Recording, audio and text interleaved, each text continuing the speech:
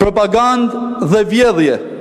Ky është përkufizimi I vetëm që përshkruan më së miri këtë qeveri, e cila prej 13 vitesh qëndron e ulur në pushtet fal aleancës me krimin dhe ka diskriminuar sistematikisht Shkodrën dhe veriun e Shqipërisë.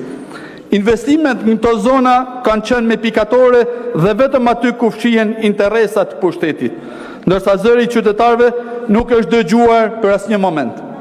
Shembulli më tipik është mungesa e investimit në arterien kryesore që lidh veriun me kryeqytetin dhe me Europën, rruga Shkodër-Tiranë. Me pak se 100 kilometra, që për këtë mazhorancë nuk ka qenë kur prioritet. Sa herë afrohen zgjedhjet, përsëritet I njëjti mashtrim, po lidhim kontratën për rrugën Milot-Balltre dhe bëhet fjalë vetëm për 22 kilometra.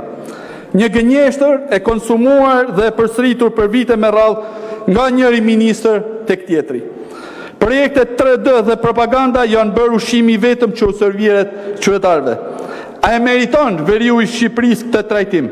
17 kilometra për rrugën Thuman-Kashar janë kthyer në një barë fiskale për çdo qytetar të qarkut Shkodër, Lezhë, Kukës, të gjithë veriut praktikisht madje edhe Kosovës. 500 lekë për 17 kilometra.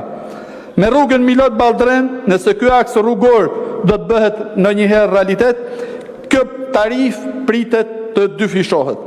Pra të shkosh në Tiranë nga një qytet I veriut do të kushtojë më shumë se sa një bilet avioni për në kryeqytetet e Europës. Kjo nuk është politikë zhvillimi, ky është ndëshkim ekonomik. Ka dhe problematika të tjera, si më kur mos mjafton të këto. Ditët e fundit nga antarët e kësaj qeverie është hedhur në lojë edhe një kartë tjetër.